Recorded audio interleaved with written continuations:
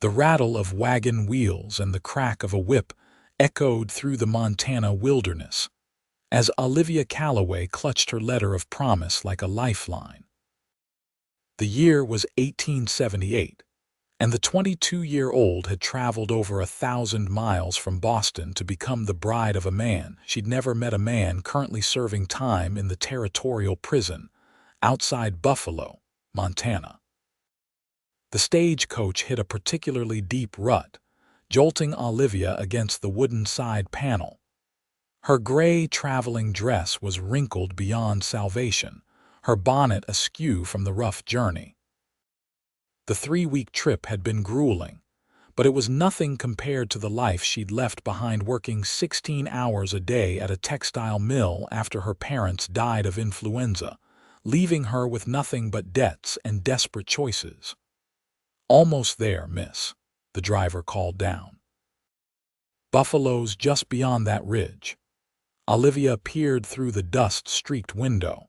The landscape was nothing like the crowded streets of Boston, endless stretches of prairie, framed by distant mountains that seemed to touch the heavens. She felt a mixture of terror and exhilaration. This was her new beginning, however unconventional.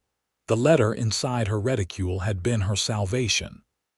Marcus Fletcher needed a wife, and he'd offered to pay her passage west. His crime, he'd assured her through their correspondence, was a misunderstanding, defending himself against a cheating gambler. 5 years in prison was his sentence, with 3 remaining. Until his release, she would live on his modest ranch under the watchful eye of his foreman, work the land and wait. In exchange, she would have a home, a future, and eventually a husband. It was more than she could hope for in Boston. The stagecoach rolled into Buffalo just as the afternoon sun began its descent. The town was larger than Olivia expected, a proper main street lined with wooden storefronts, a small church, several saloons, and what appeared to be a respectable hotel. People moved about with purpose, and for a moment, Olivia felt a spark of hope. "This is where you get off, madam," the driver said, climbing down to help with her trunk. "The Western Star Hotel's just down the street if you need lodgings." Olivia stepped down shakily, her legs stiff from days of sitting. "Thank you, but I'm to be met by Mr. Fletcher's foreman, a Mr. Hargrove, I believe." The driver's expression changed subtly. "Fletcher, Marcus Fletcher." "Yes, do you know him?"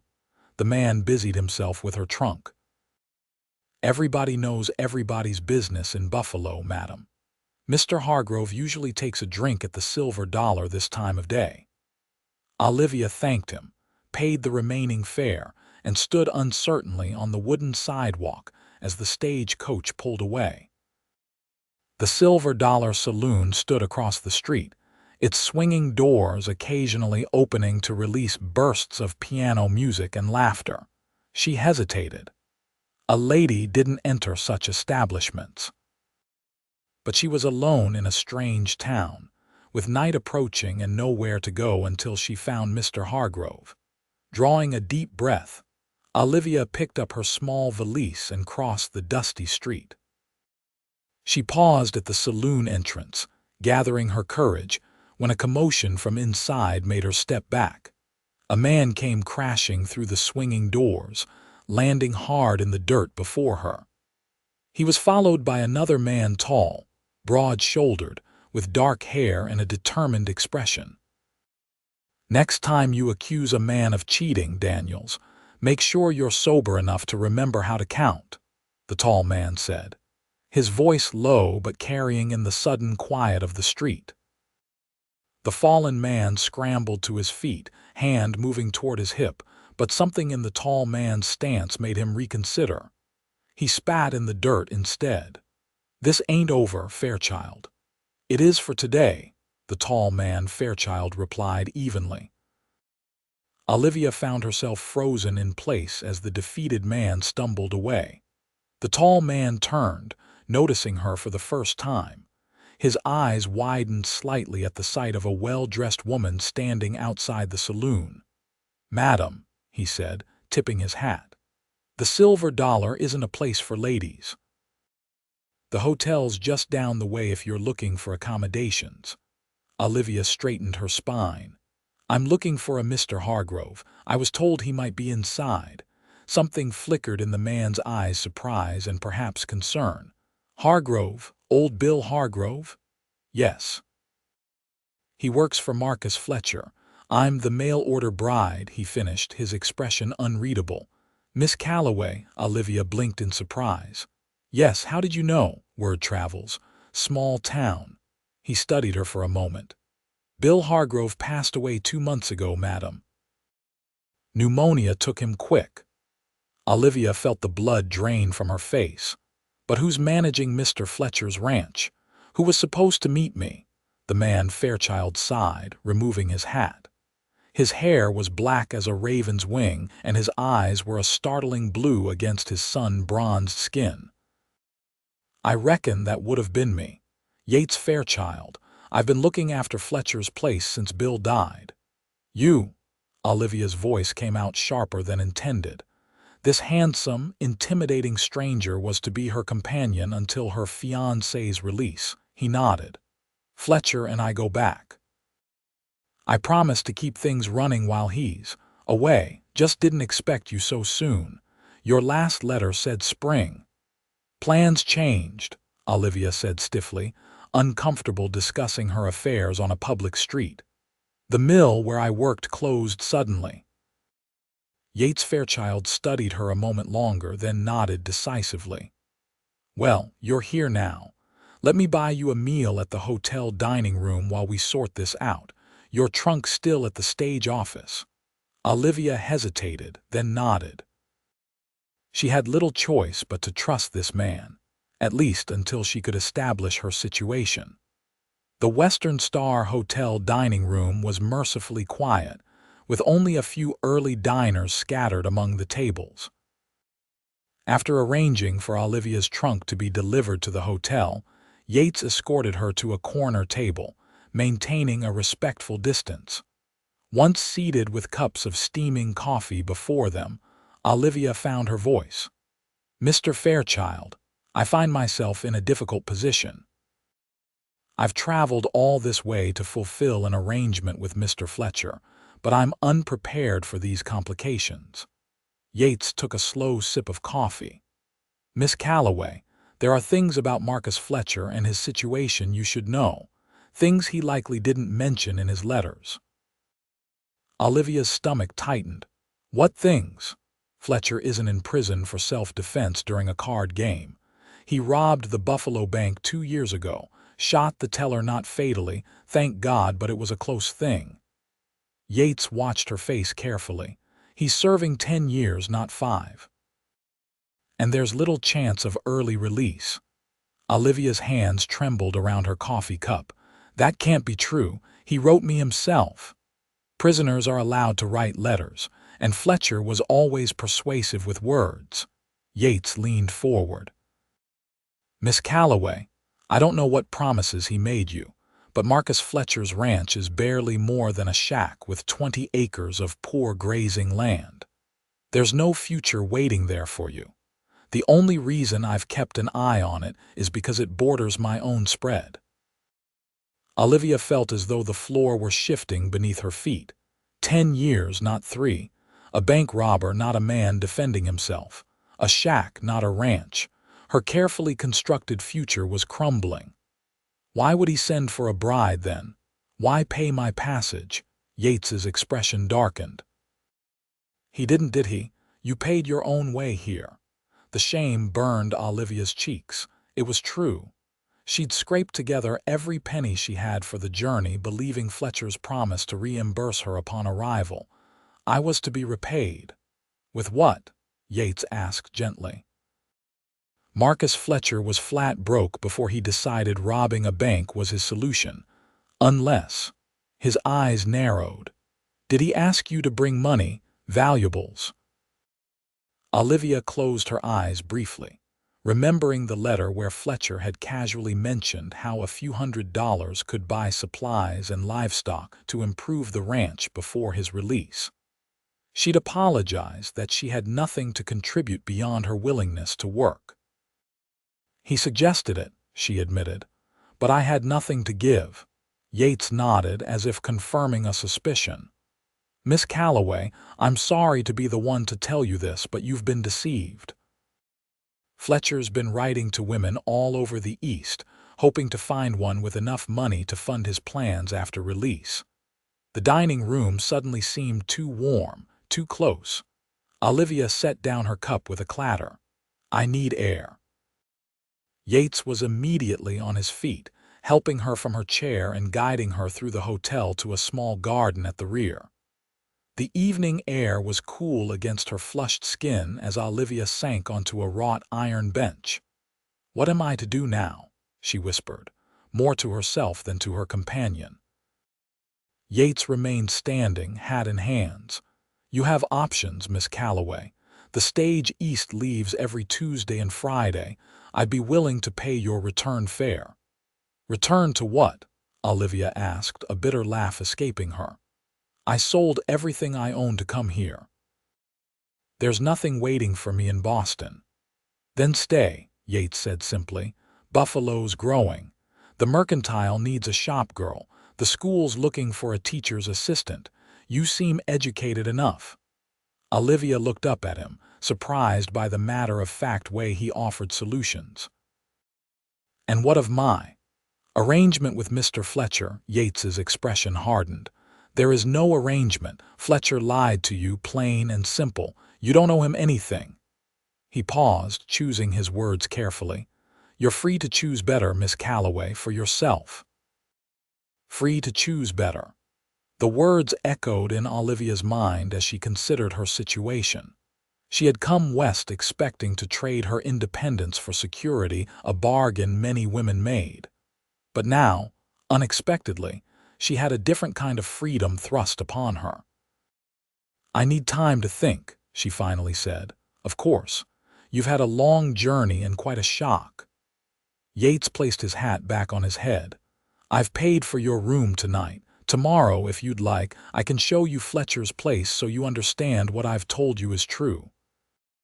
After that, whatever you decide, I'll help how I can.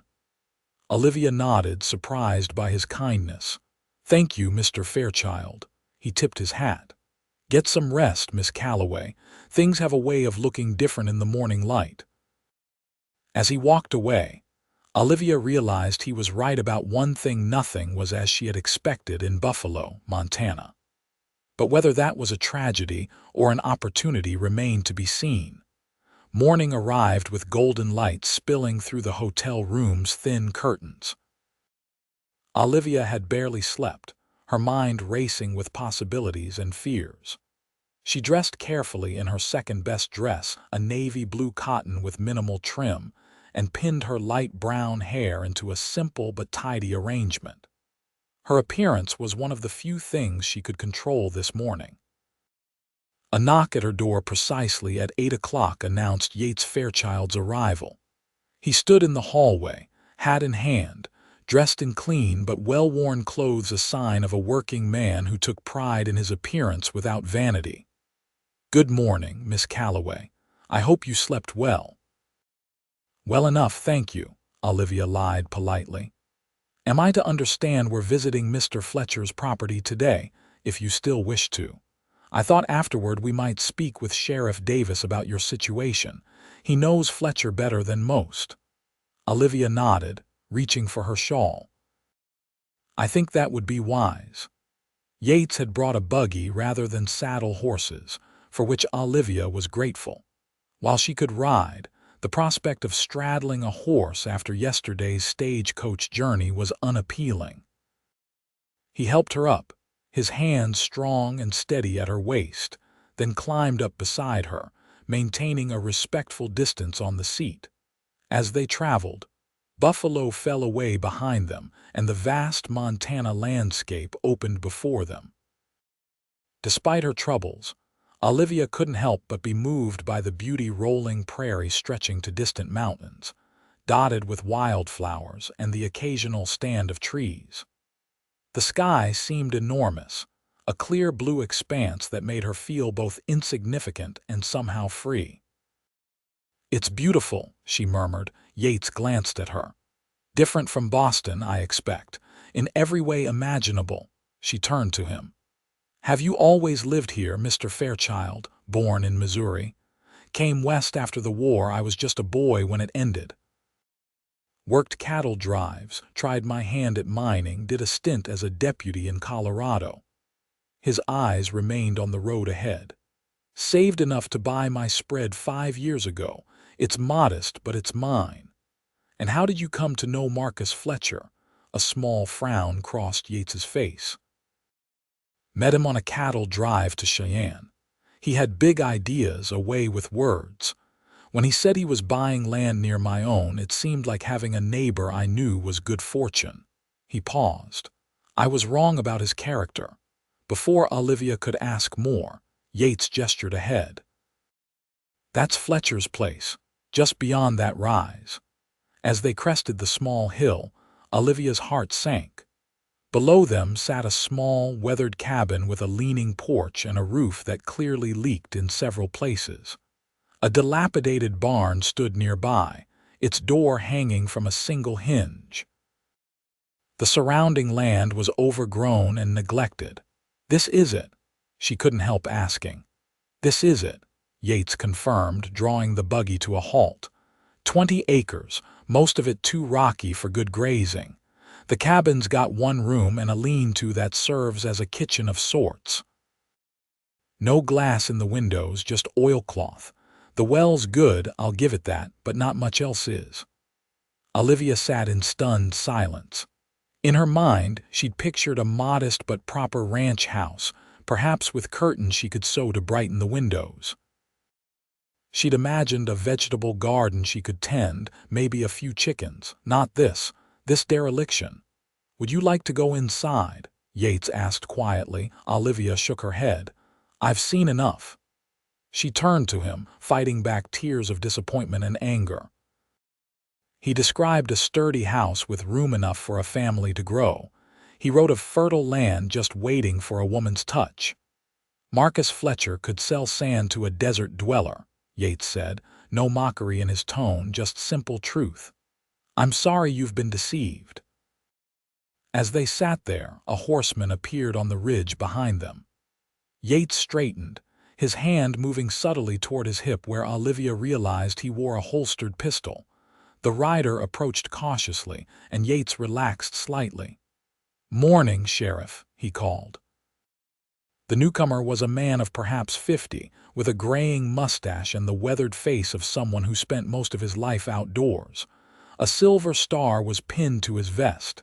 "Yates," he nodded, then tipped his hat to Olivia. "Madam, Sheriff Thomas Davis." "This is Miss Olivia Calloway," Yates explained. "She arrived yesterday from Boston, expecting to meet Marcus Fletcher's foreman and take up residence here." The sheriff's bushy eyebrows rose. "Another one, damn that Fletcher." "Another one," Olivia echoed, her stomach clenching. Sheriff Davis looked uncomfortable. "You're the third lady to arrive answering Fletcher's letters, Miss Calloway. First one came about a year ago, second one 6 months back." "What happened to them?" Olivia asked, though she feared she knew. "First one had family back east.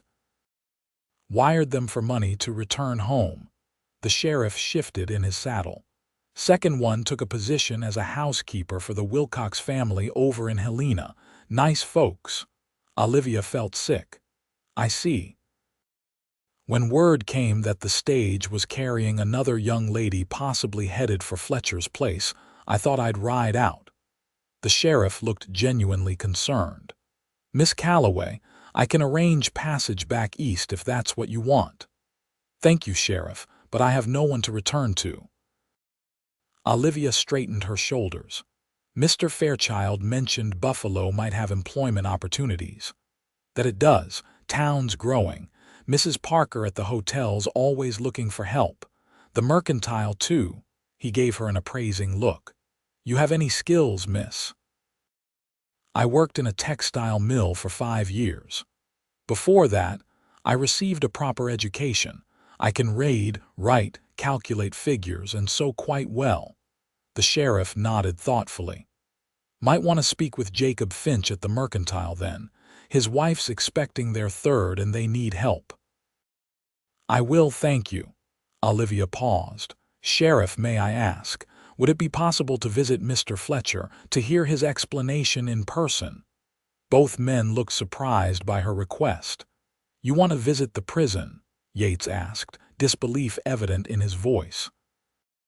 "I traveled across the country based on this man's promises.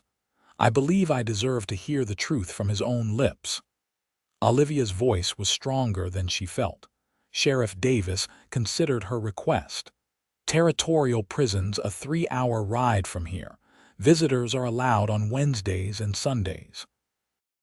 "Tomorrow's Wednesday." He glanced at Yates. "I could escort Miss Calloway if she's set on going." "I'll take her," Yates said quickly. "I have business that direction anyway." Olivia looked between the two men, sensing an unspoken conversation. "Thank you, Mr. Fairchild." "I would appreciate the escort." The sheriff nodded, apparently satisfied. "I'll send word to the warden to expect you.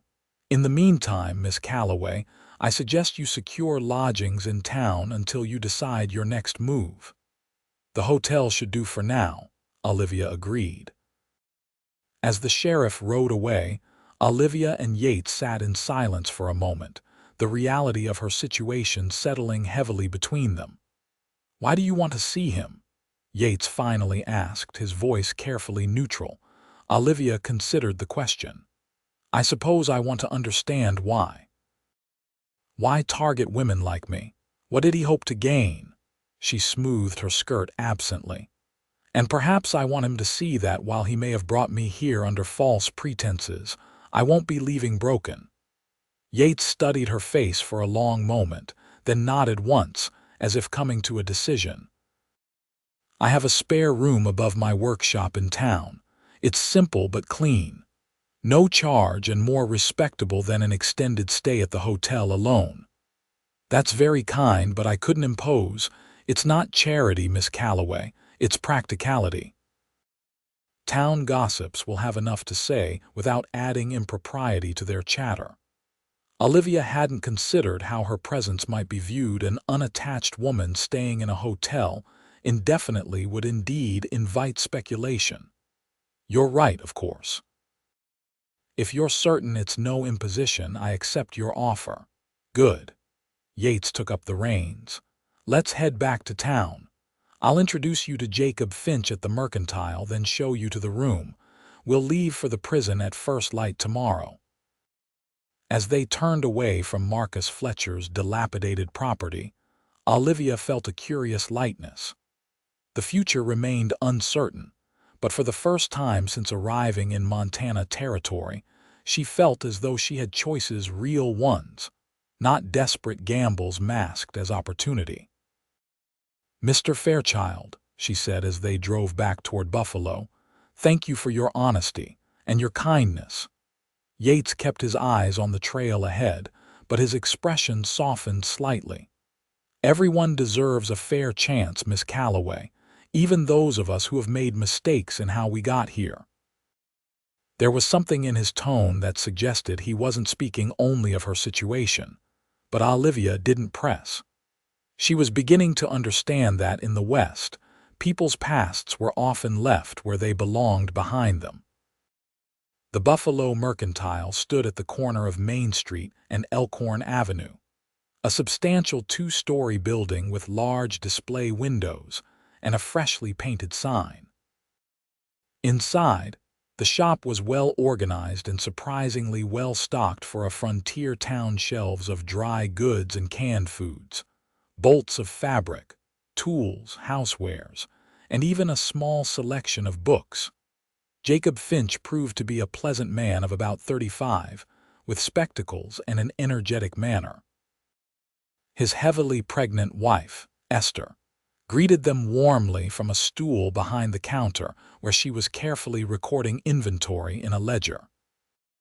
After Yates briefly explained Olivia's situation, tactfully omitting the details about Fletcher's deception, and simply stating that her intended employment had fallen through, Mr. Finch's eyes lit up. "Providence, that's what this is," he declared. "We've been praying for help with Esther's confinement approaching. You have experience with figures, Miss Calloway?" "Yes, sir. I kept accounts at the mill in Boston for nearly a year before being moved to the looms." Mrs. Finch looked relieved. "The bookkeeping is what worries me most about being away. Jacob is wonderful with customers but dreadful with the ledgers.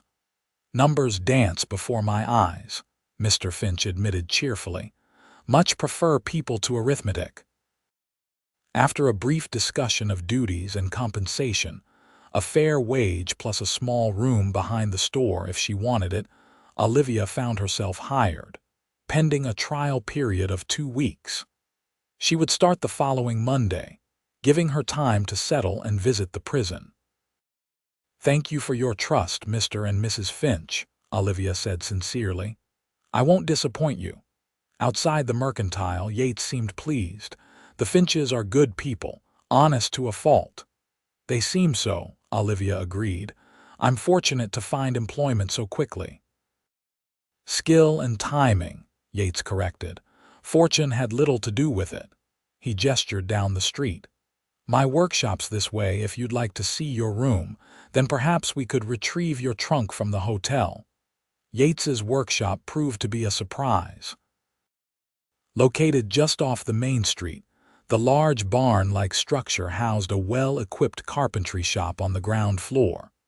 Completed furniture pieces, chairs, tables, cabinets stood in various stages of finishing, all showing remarkable craftsmanship.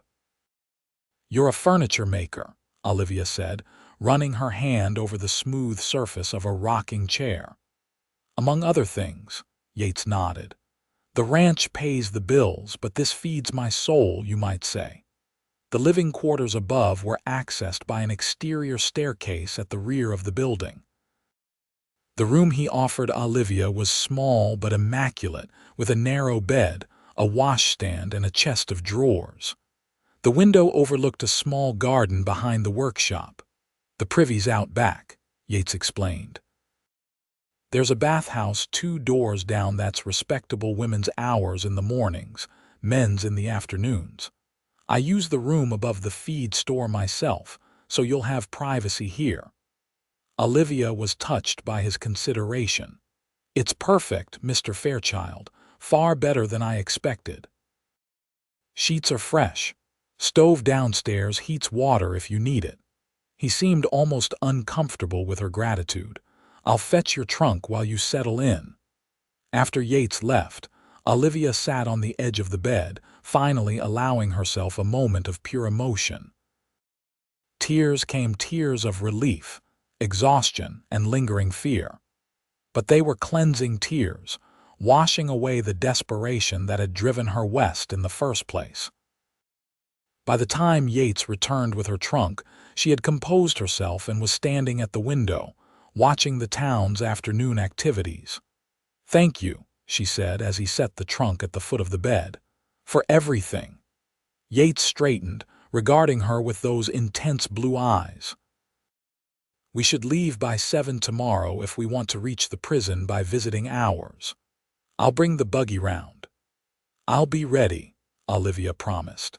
After he left, she unpacked her meager belongings, hanging her few dresses in the small wardrobe and arranging her personal items on the washstand.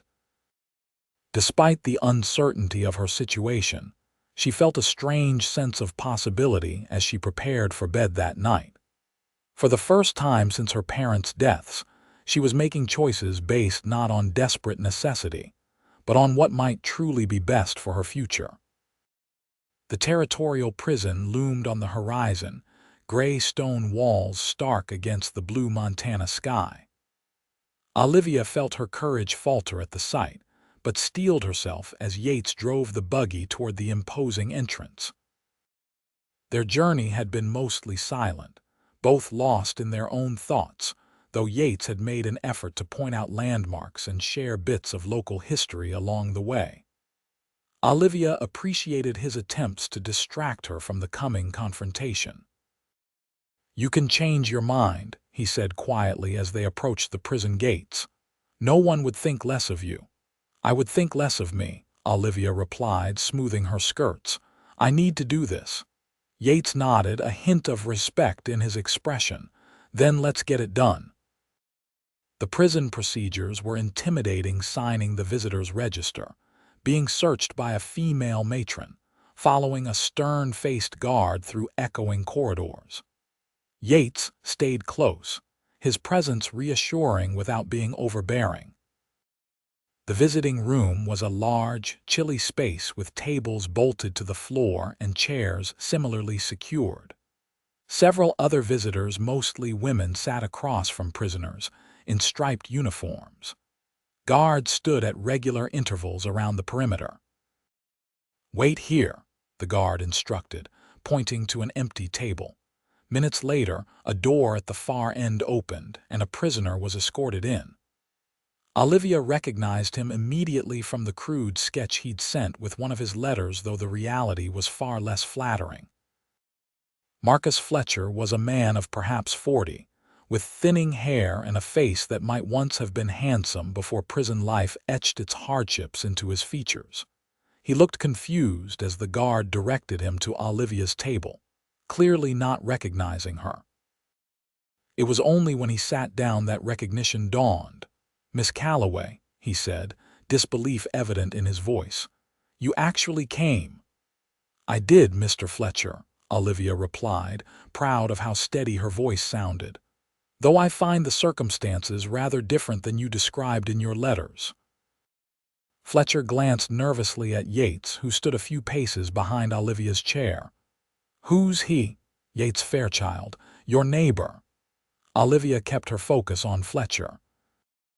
"The man who has been maintaining what little there is of your property while you serve your 10-year sentence for armed robbery, not the 5 years for self-defense you claimed." Fletcher's expression hardened. "You've been talking to people who don't know the full story." "I've seen your property, Mr. Fletcher. I've spoken with the sheriff. I know about the other women you lured west with false promises." Olivia leaned forward slightly. "What I don't understand is why. What did you hope to gain?" A calculating look crossed Fletcher's face. "Look, there's been a misunderstanding. The property needed work, sure, but with a woman's touch. Please don't insult my intelligence," Olivia interrupted, her voice low but firm. "Your ranch is barely habitable. You have no livestock, no crops, nothing of value." Fletcher's facade crumbled. "What do you want from me? An apology? Fine, I'm sorry you came all this way for nothing. Life's disappointing like that sometimes." "I want the truth," Olivia insisted. "And then I never want to hear from you again." Something in her tone must have convinced him she wouldn't be manipulated further. Fletcher sighed, glancing at the nearby guard before leaning closer. "The truth? I owe money to people you don't want to know, people who'll collect whether I'm in here or not." His voice dropped to a whisper. "I figured a woman with some savings could improve the property enough to sell it. Maybe bring something to tide me over until my release." "You were trying to steal from women desperate enough to become mail-order brides," Olivia said flatly. Fletcher shrugged. "Business arrangement went bad." "Happens all the time out here. This wasn't business, this was fraud." Olivia stood, smoothing her skirts. "I came to hear the truth, and I have. Our arrangement is terminated, Mr. Fletcher. I release you from any obligation to me, and I expect the same courtesy." Fletcher gave a bitter laugh. "You're something else, lady, coming in here like you have the upper hand." He glanced at Yates. "Got yourself a new protector already, I see." Yates stepped forward then, his voice quiet but carrying a steel edge. "Miss Calloway doesn't need protection, Fletcher. But if you contact her again or try your schemes with any other women, you'll answer to me when you get out. If you get out." Fletcher's face paled slightly. He clearly knew enough about Yates Fairchild to take the warning seriously. "No need for threats. I'm done with the bride business." "See that you are," Yates replied. Olivia turned without another word and walked toward the exit, her head high. She didn't look back, didn't need to see Marcus Fletcher's face again. What she had needed was closure, and she had found it. Outside, the bright Montana sunshine was a shock after the prison's dim interior. Olivia breathed deeply, filling her lungs with free air. "Are you all right?" Yates asked, studying her face. Surprisingly, yes. Olivia found herself smiling faintly. "That man had such power over my future yesterday. Today he has none." Yates helped her into the buggy.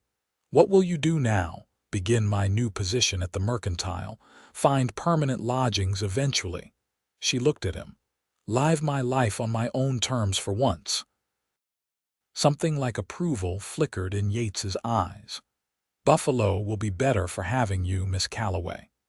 As they drove away from the prison, Olivia felt the weight of expectation and obligation lift from her shoulders.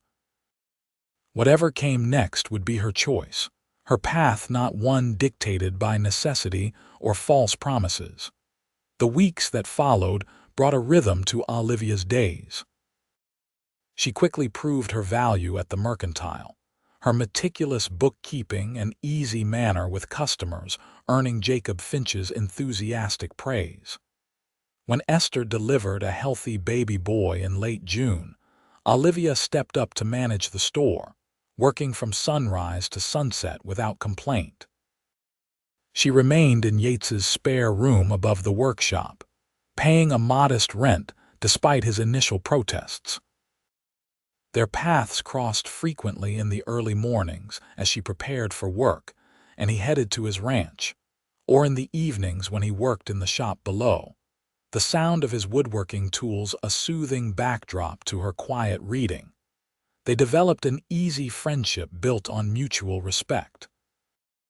Yates was a man of few words but thoughtful actions, making repairs to her room without being asked, ensuring she had firewood for the small stove, occasionally leaving fresh vegetables from his garden at her door. Buffalo slowly began to feel like home. Olivia joined the ladies' auxiliary at the small church, made friends with several townswomen, and even began teaching reading to a few children too far from town to attend the school regularly. One evening in late July, Olivia returned from the Mercantile to find Yates working on an intricate cabinet in his workshop. She paused to watch him, admiring the concentration on his face and the skilled movement of his hands. "That's beautiful work," she said when he looked up. "Wedding gift for the doctor and his bride," Yates explained, setting down his tools. "You're home early. Mrs. Finch insisted, said I've been working too hard." Olivia smiled. "I thought I might walk down to the creek while the evening's still warm. Would you care to join me?" If her invitation surprised him, Yates didn't show it. He simply nodded, wiping his hands on a cloth. "Give me a minute to clean up." The creek ran behind Buffalo, a pleasant spot where cottonwood trees provided shade and the water gurgled over smooth stones. A well-worn path followed its course, offering a peaceful retreat from town life. They walked in comfortable silence for a while, Olivia occasionally stopping to admire wildflowers or unusual stones. Finally, she broached a subject that had been on her mind for days. "Mrs. Finch mentioned you were once married." Yates's stride faltered slightly, but he recovered quickly. "Long time ago, in Colorado." Olivia waited, sensing there was more to the story if he chose to share it. After a long pause, he continued. "Her name was Catherine. We were young. I was deputy sheriff in a mining town. She was the schoolteacher. Married a year before influenza took her." "I'm sorry," Olivia said softly. "I lost my parents to the same." Yates nodded, his eyes on the creek. "It changes a person, that kind of loss. It does." Olivia stopped walking, turning to face him. Mr. Fairchild Yates, I want to thank you for your kindness these past weeks, for giving me time and space to find my footing here. You've done the hard work yourself, he replied, but she could see her words had affected him. Nevertheless, I'm grateful. Olivia hesitated, then added, the Finches have offered me the room behind the store now that Mrs. Finch is back to work. I should probably accept and stop imposing on your hospitality. Something flickered across Yates's face, disappointment, perhaps. You're no imposition, but if you'd be more comfortable there, I understand. It's not about comfort, Olivia said carefully. It's about propriety. People talk, even in Buffalo. Let them talk, Yates said, surprising her with his vehemence. Then more quietly, unless the talk bothers you. Olivia studied his face, seeing something there she hadn't allowed herself to notice before, a longing that perhaps mirrored her own. It's not the talk that concerns me, it's expectations, yours and mine. Yates held her gaze steadily. I have no expectations, Olivia. Only hopes, if you were inclined to hear them. Her heart quickened at the use of her given name, at the openness in his expression. I'm inclined. Yates took a step closer, close enough that she could see the flecks of gray in his blue eyes. I hope you'll stay in Buffalo. I hope you'll let me court you properly, if you're of a mind to be courted. His voice dropped lower. And I hope, in time, you might come to care for me as I've come to care for you. The directness of his declaration took Olivia's breath away. There were no flowery promises or grand gestures, just honest emotion from a man who had proven his character through actions rather than words. I believe I would like that very much, she replied softly. The smile that transformed Yates's usually serious face was worth every mile of her journey west, every disappointment and fear she had overcome. He reached for her hand, his calloused fingers gentle against her skin. May I call on you properly then? Sunday dinner at the hotel, perhaps? Olivia found herself laughing, a joyful sound that startled both of them. Yes, Mr. Fairchild, you may call on me, though it seems rather formal considering I've been living above your workshop for weeks. His smile deepened. Some things should be done properly. Yes, she agreed, squeezing his hand. They should. As they walked back toward town hand in hand, Olivia marveled at the strange twists of fate that had brought her here. She had come to Buffalo to be a prisoner's bride, only to find freedom instead, and perhaps a love far truer than anything she could have imagined. True to his word, Yates courted Olivia with proper consideration for both her reputation and her independence. Their Sunday dinners at the hotel became a tradition, followed by walks along the creek or attendance at whatever social event the town offered. During the week, they would often share simple meals at the workshop, talking of their days or their dreams for the future. Buffalo embraced their courtship with enthusiasm, particularly the women of the town who had long despaired of Yates Fairchild ever taking a wife. Even Sheriff Davis seemed pleased, commenting dryly one day that Fairchild's finally met someone who can match his stubborn streak. By early September, with autumn painting the surrounding hills in golds and reds, Yates invited Olivia to visit his ranch, a proper visit, chaperoned by the Finches, who brought along a picnic basket and their infant son. The Fairchild Ranch was everything Marcus Fletcher's property was not: well maintained, thoughtfully developed, and clearly loved. A sturdy two-story house stood on a gentle rise, surrounded by cottonwood trees for shade. Nearby, a large barn housed horses and cattle, while a vegetable garden and small orchard thrived in the fertile soil along a creek that bisected the property. It's beautiful, Olivia said as Yates showed her through the house, a simple but comfortable home with large windows that captured the stunning views. You've built something wonderful here. It's still a work in progress, Yates replied, though she could see her approval pleased him. The upper floor needs finishing, and I've plans for a proper springhouse next year." "Always planning improvements," Jacob Finch commented, bouncing his son on his knee as Esther unpacked their lunch on the porch. "Mark of a man who's putting down roots." Olivia caught Yates's eye, saw the significance in his gaze.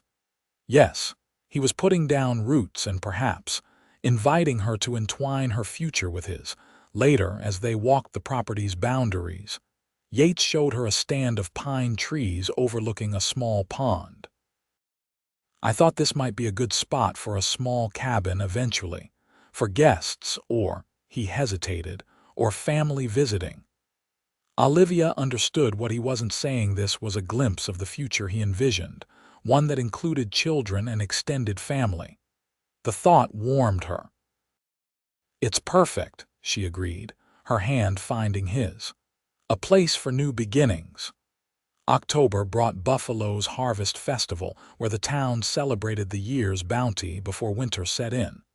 Tables lined Main Street, laden with food contributed by every household. Musicians played on a wooden platform erected for the occasion, and lanterns strung overhead would illuminate dancing well into the evening. Olivia wore her best dress, a deep green wool that Mrs. Finch had helped her alter to the current fashion. Yates called for her at the Mercantile, handsome in a clean white shirt and dark vest, his usual cowboy attire replaced with his town clothes for the occasion. "You look beautiful," he said simply, offering his arm. The festival was in full swing when they arrived. They ate at a table with the Finches and several other couples, enjoyed music and conversation, and eventually joined the dancing as the sun set behind the mountains. During a pause between dances, Yates led Olivia away from the crowd, toward the quieter end of the street where the church stood illuminated by a single lantern. "I have something for you," he said, reaching into his vest pocket. He withdrew a small wooden box, expertly crafted with an intricate floral pattern carved into the lid. "Did you make this?" Olivia asked, touched by the personal gift. "Open it," Yates encouraged, a rare nervousness in his manner. Inside, nestled on a bed of soft cloth, lay a ring, a simple gold band set with a small but perfect sapphire that caught the lantern light. "It was my mother's," Yates explained, his voice low. "My father gave it to her when they came west together after the war. She gave it to me before she passed, said to save it for when I found someone brave enough to build a life in these wild places." He took Olivia's hand. "I can't think of anyone braver than you, Olivia Calloway." Tears welled in Olivia's eyes as Yates knelt before her, still holding her hand. "I know it hasn't been long," he continued, "but sometimes out here you recognize the right path when you see it. I love you, Olivia. Would you do me the honor of becoming my wife?" The answer came without hesitation, rising from a place of certainty she hadn't known existed before coming west. "Yes, Yates, yes, I will." He slipped the ring onto her finger, then rose to gather her in his arms. His kiss was gentle but sure, a promise of the life they would build together. When they returned to the festival, their news spread quickly. Toasts were offered, congratulations given, and the band played a special waltz in their honor. Sheriff Davis even produced a bottle of French champagne he'd been saving for a worthy occasion. Later that night, as Yates walked Olivia back to her room above the workshop, soon to be vacated for more proper accommodations, until their wedding she marveled at how dramatically her life had changed in just a few short months. "What are you thinking?" Yates asked, noticing her contemplative expression. "That life has a strange way of giving us what we need, even when it's not what we thought we wanted," she replied. "I came to Montana to marry a man I'd never met, only to find everything I never knew I was looking for." Yates squeezed her hand. "I've been thinking about what Fletcher said that day at the prison about you having the upper hand. He was right, you know. You've always had it, from the moment you stepped off that stage. What do you mean? You had the courage to face the truth, to start over, to build something new. That's real strength. He looked down at her with genuine admiration. I'm the fortunate one in this arrangement, Olivia. We both are, she corrected gently, standing on tiptoe to kiss him goodnight. Winter came early that year, blanketing Buffalo in snow by mid-November.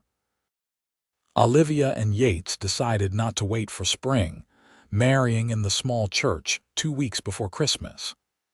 The entire town attended, the building filled to capacity despite the bitter cold outside. Olivia wore a gown of ivory satin that the women of Buffalo had helped her create, with a lace collar sent by the second mail-order bride now happily established as the Wilcox family's housekeeper in Helena. Sheriff Davis gave her away, while Jacob Finch stood as Yates's best man. Their vows were simple but heartfelt, a promise to face life's challenges together, to build a home filled with love and respect, to never take for granted the unexpected gift they had found in each other. The celebration afterward at the hotel dining room lasted well into the evening, with food, music, and more than a few emotional toasts from townspeople who had watched their unlikely romance blossom. When the time came for them to leave, Yates surprised Olivia by leading her not to his wagon but to a beautiful new sleigh, polished wood gleaming in the moonlight, drawn by 2 matching gray horses. Your wedding gift, he explained as he helped her in, tucking warm blankets around them. For winters in Montana. The sleigh ride to the ranch beneath a canopy of stars, the runners gliding smoothly over the snow-covered road, was magical. The house awaited them, windows glowing with lamplight, a fire burning in the hearth their home, ready to receive them as husband and wife. Later, as they lay together in the quiet darkness of their bedroom, Olivia traced the strong line of Yates's jaw with her fingertip. I keep thinking about what you said that first day, she murmured, when you told me I was free to choose better. Yates caught her hand, pressing a kiss to her palm. You were right, but you never told me that the better choice would be you. Yates smiled, gathering her closer. Wouldn't have been proper to point it out so directly. Olivia laughed softly. Always the gentleman. Not always, he replied, his voice deepening as he kissed her with renewed passion. The years that followed brought both joys and challenges. Their first son, Samuel, arrived the following autumn, followed 2 years later by a daughter they named Catherine, after Yates's first wife, a gesture that spoke volumes about Olivia's understanding and compassion. Yates expanded the ranch, eventually purchasing Fletcher's neighboring property when it went to auction after his death in prison, not from natural causes, but from a fight with another inmate. They converted the old cabin into a home for their foreman and his family. Olivia continued working at the mercantile part-time, eventually buying a partnership when Jacob Finch decided to expand to a second location in the growing railroad town, 40 miles east. She became known for her business acumen as well as her kindness, extending credit to struggling families and organizing assistance when fire or illness struck the community. Together, they helped Buffalo grow from a small frontier town into a thriving community. Yates served 2 terms as mayor, focusing on bringing a proper school and a small hospital to the area.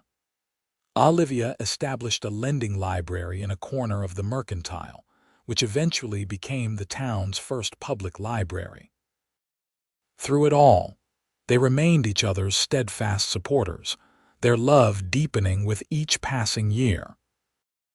They never forgot the unusual circumstances that brought them together, occasionally sharing the story with close friends over dinner how a mail-order bride promised to a prisoner had found her true destiny with a cowboy who believed in her right to choose. On their 20th anniversary, with their children nearly grown and the ranch flourishing. Yates surprised Olivia with a trip back east, her first return to Boston, since she'd left as a desperate young woman with nothing but hope and determination. Standing on the deck of a steamship approaching Boston Harbor, Olivia felt Yates's arm encircle her waist. "Any regrets?" he asked quietly. She turned to face him, seeing the same strength and kindness in his features that had first drawn her to him, now softened by 2 decades of shared life.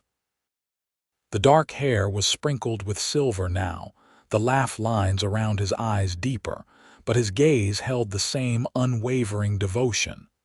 "Not one," she answered truthfully.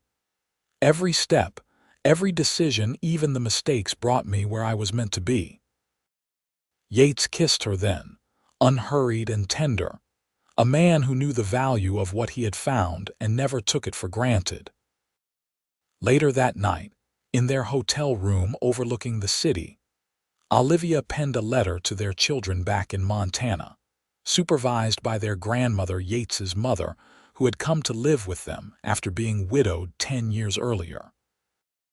"Boston is beautiful and historic," she wrote, "but nothing compares to the beauty of Buffalo and the life we've built there. Your father asked today if I had regrets about leaving all those years ago. The truth is, I didn't leave anything behind worth keeping, and I found everything worth having. Sometimes the bravest choice is to let go of what you think you want to embrace what you truly need. Remember that, my darlings, as you begin to make your own choices in life." As Olivia signed the letter, she glanced at Yates, who was standing by the window gazing out at the city lights. She remembered the frightened young woman who had stepped off that stagecoach in Buffalo, Montana, all those years ago, desperate for security at any price. That woman could never have imagined the rich, full life awaiting her, a life made possible by one simple truth spoken by a blue-eyed cowboy on a dusty street. "You're free to choose better." And she had.